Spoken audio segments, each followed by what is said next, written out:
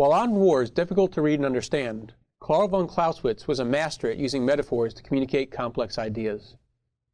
Some of those metaphors still hold obvious value to us today when trying to understand his ideas, such as the notion of friction. Everyone can associate the accumulating effects of minor unforeseen circumstances in war with the resistance created by two surfaces rubbing together at the point of contact. Some of Clausewitz's other metaphors, such as the description of the Trinity working like a pendulum suspended above three magnets, are less clear.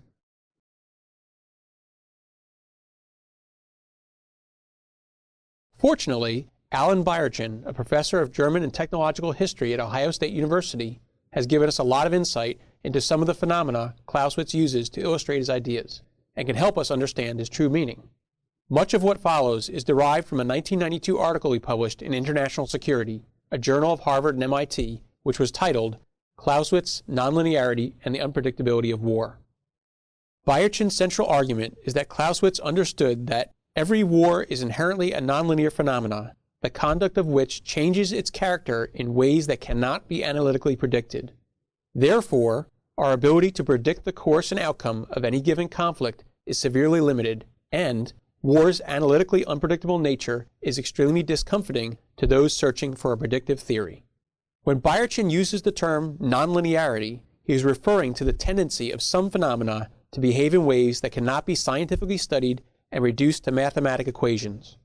Such phenomena have variables that can be plotted against each other in a smooth line on a chart.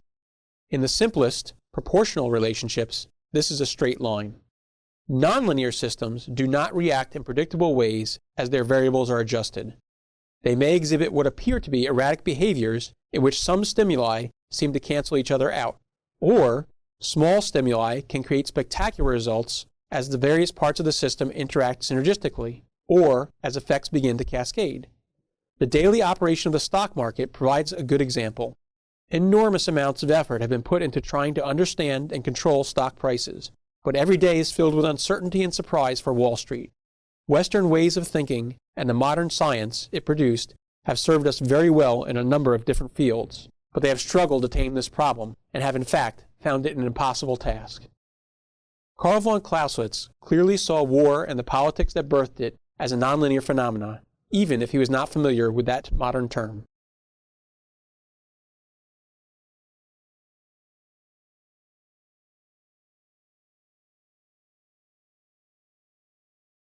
Much has been made of Clausewitz's remarkable trinity, which can be simplified as the omnipresent influence of passion, chance, and rationality, which any unifying theory of war must account for.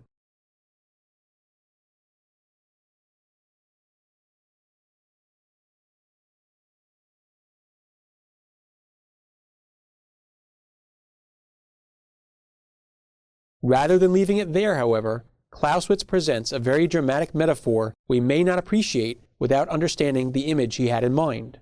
Clausewitz states that his challenge is to develop a theory that maintains a balance between these three tendencies, like an object suspended between three magnets. At first, the idea of balance may suggest to us that the three forces that define the character of war produce a static result, each compensating for variations in the others to restore conditions to a stable state. That is an inaccurate image. During Clausewitz's lifetime, the study of the relationship between magnetism and electricity was cutting-edge science. He was well aware of the advanced scientific thinking of his time, like the concept of friction, and we know that he religiously attended lectures on physics during part of the time he was writing On War. It is very likely that he observed demonstrations using what we know today as a randomly oscillating magnetic pendulum.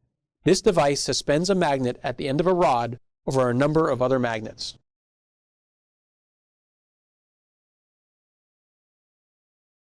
What we see is that rather than maintaining the pendulum in a static, predictable position, or attracting it to a point at one other dominant magnet, the magnetic forces interact in completely unpredictable ways. Just when the pendulum appears ready to settle into a pattern of movement, it will suddenly seem to take on new energy from an unknown source and swing in a different direction. This is the image Clausewitz chose to introduce his entire theory to us at the beginning of his book from all the other images available to him, like the classic three-legged stool, which is a static object. The image he selected clearly represents war as a nonlinear phenomena. To go back to the concept of friction, Another emerging theory in the field of physics during Clausewitz's day, we also see that friction is relatively unpredictable. As the book slides down the incline, we do not know where it'll stop, or even if it will completely stop. The only thing we know for sure is that friction will inevitably resist its movement, just as the myriad of small events in war resist the execution of an operation according to its plan. Clausewitz clearly considered chance a pervasive element of war, giving it a prominent place in his theoretical discussions, as he insisted each part of the remarkable trinity must have. As with magnetism and friction, Bayerchen shows us that important developments in probability theory were occurring in Clausewitz's time, and Clausewitz's long-term interest in mathematics helps us understand that probability theory influenced his explanations of the role of chance in war. For this purpose, he invokes the metaphor of a game of cards.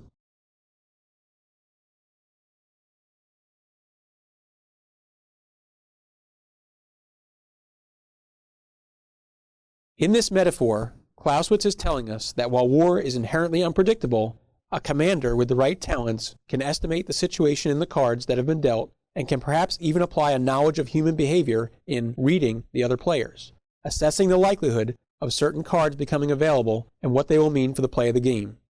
This allows the player to make informed judgments about when to take risks. When we think of a great poker player, we do not describe him as simply being a lucky man, but rather acknowledge that he has special talents that bring him success in this game of chance.